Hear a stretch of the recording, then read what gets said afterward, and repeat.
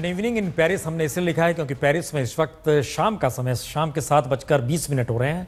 और जब पूरे अब इस बीच में प्राइम मिनिस्टर जा रहे हैं सीन नदी में, ये आप जो देख रहे हैं दृश्य वहाँ पर, वो क्रूज़ जो है वहाँ पर निकलेंगे। सीन नदी बेहद खूबसूरत नदी, ये तकरीबन 776 किलोमीटर लंबी भी है और पूरे पेरिस को ये कवर करती है। और ये भी हम बता दें कि पूरे पेरिस के भीतर में 37 ब्रिजेस भी हैं, यानी इसका मतलब ये है कि आवाजाही के लिए सीन नदी वहाँ पर कॉमर्शियली उपयोग के लिए भी है, व्यावसायिक तौर पर भी इसका उपयोग है। और इन सब के बीच बेहद खूबसूरत ये नदी जो कि इंग्लिश चैनल तक जाती है और ये इसको 5 हिस्सों में बांटा भी जाता है। ये जो देखा जाए यहाँ पर ये क्रूज पर निकलेंगे, एफिल टावर भी दिखाई दे रहा है वहाँ से। और ये सीन नदी जो है वहाँ पर, ये बता दें इसका एक बड़ा महत्व है सीन नदी, खासतौर से फ्रांस की दृष्टि से अगर देखिए। जॉन ऑफ आर्क याद कीजिए 1431 एशेज उनके इधर ही डाले गए थे और उन सब के बीच नेपोलियन ने जब उनकी मृत्यु हुई थी उन्होंने कहा था कि कम से कम उन्हें सीन नदी के किनारे दफनाया जाए, लेकिन माना नहीं गया।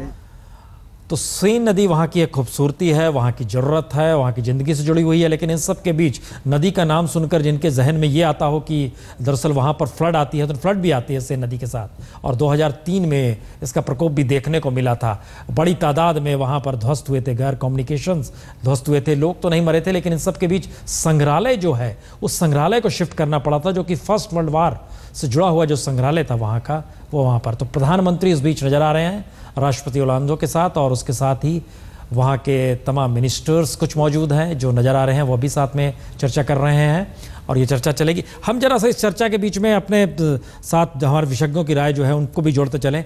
पुष्पेश पंत जी, इस समझौते के मद्देनज़र क्या ये माना जाए, क्योंकि जो क्लाइमेट चेंज का आप जिक्र कर रहे थे, भारत की तरफ से अगर उसका जिक्र नहीं हुआ या बिल्कुल ही नहीं हुआ कहें तो, लेकिन दूसरी तरफ टेररिज्म का जिक्र हुआ, टेररिज्म को लेकर आज फ्रांस ने भी जिक्र किया है, जो लखवी की रिहाई हुई है।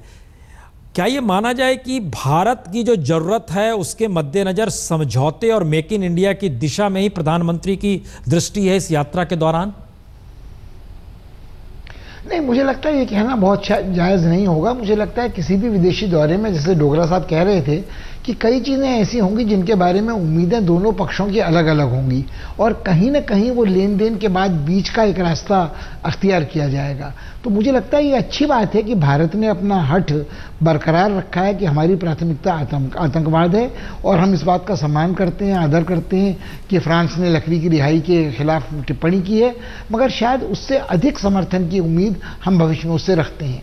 और फ्रांस का शायद ये मानना है, वो विकसित देश है, कि उनकी जिस तरह की प्राथमिकता क्लाइमेट चेंज को लेकर है, वैसे भारत की, चीन की या ऐसे किसी बड़े मुल्क की नहीं हो सकती जिसकी आबादी बहुत बड़ी है और जो विकासशील देश है।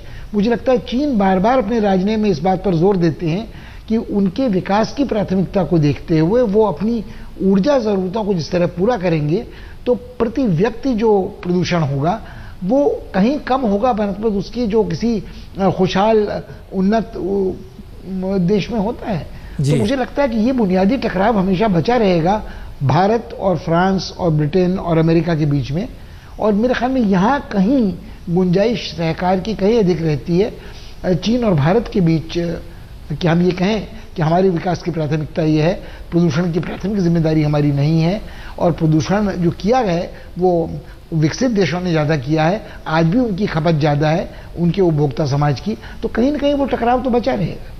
यकीनन हम बीच बीच में जो दृश्य आपको दिखला रहे हैं, ये बता दें, ये सीन रिवर है वहाँ का और बेहद खूबसूरत, पूरे पेरिस से नहीं पूरे फ्रांस को ये एक लिहाज से कवर करता है और इंग्लिश चैनल तक जाता है। राजीव डोगरा जी, एक लिहाज से देखिए तो ये महादेश की दृष्टि से यूरोप ही बचा हुआ था प्रधानमंत्री की यात्रा के दौरान, जो कि आज यूरोप में पहुँचे हैं और फ्रांस के साथ समझौता, फिर जर्मनी, उसके बाद कनाडा।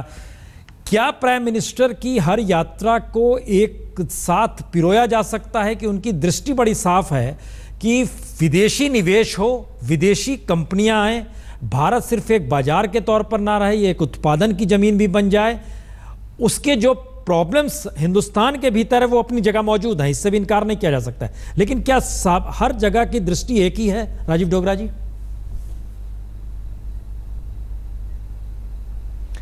आप बिल्कुल ठीक कह रहे हैं कि हर जगह की दृष्टि एक नहीं है, मल्टीपोलर वर्ल्ड है, और यही जोड़ता है फ्रांस और इंडिया को।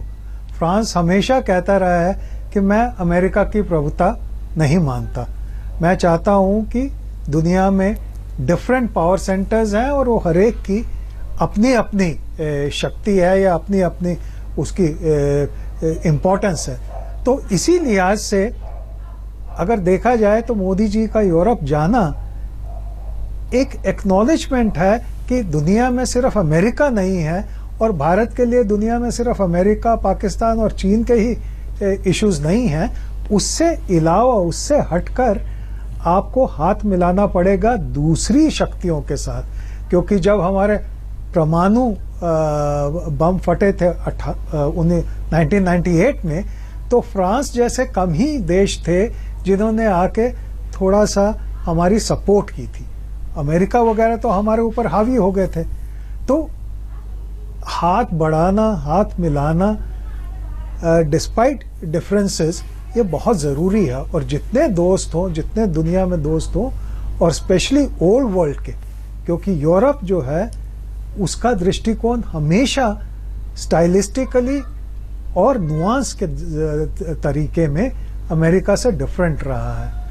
अभी भी यूक्रेन में भी अगर आप देखें तो यूरोप का दृष्टिकोण नहीं। राजीव जी ये हम सवाल इसलिए बड़ा महत्वपूर्ण है क्योंकि 2 बरस पहले 14-15 फरवरी को फ्रांस के राष्ट्रपति ओलांदो ही जब इंडिया आए थे, उस वक्त याद कीजिए तो defence, civil, nuclear energy, space, counter terrorism, infrastructure development, इन क्षेत्रों में भी समझौता हुआ था। अभी भी हम खाली ये समझना चाह रहे हैं कि प्राइम मिनिस्टर मोदी जिस मेक इन इंडिया के जरिए आगे बढ़ रहे हैं, क्या वो दुनिया उस दृष्टि से देख रही है या उसे फिलॉसफी के तौर पर ले रही है और अपनी जरूरतों को कहीं समझौते के आधार पर एक रणनीति को सिर्फ मान रही है?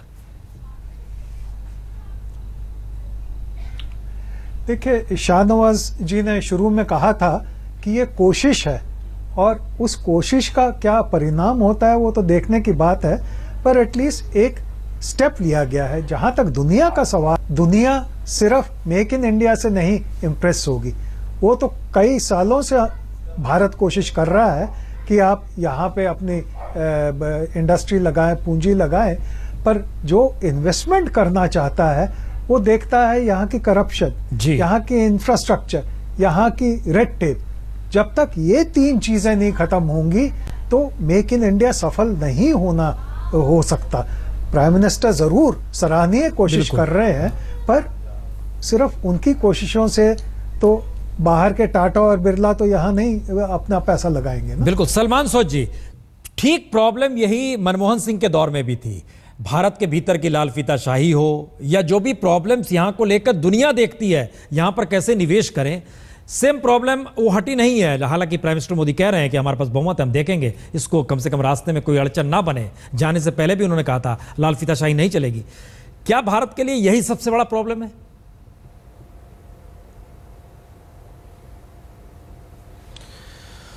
नहीं, ये प्रॉब्लम तो है। देखिए, लेकिन एक बात है, हम हमेशा कहते हैं कि मेक इन इंडिया जो मोदी जी ने लाया ये कॉन्सेप्ट एक हिसाब से, लेकिन एक हिसाब से मेक इन इंडिया तो हो रहा है। अगर गवर्नमेंट का आप लेटेस्ट डेटा देखें, जो गवर्नमेंट का अब नया डेटा है, उसमें ये है कि मैन्युफैक्चरिंग सेक्टर जो हम पहले समझते थे बहुत छोटा है, एक्चुअली उतना छोटा नहीं है। तकरीबन 18% है जीडीपी का, जो पहले सोचते भी नहीं थे। लेकिन अब गवर्नमेंट का लेटेस्ट डेटा जो 2014 के एंड में सेंट्रल स्टैटिस्टिकल ऑफिस ने निकाला।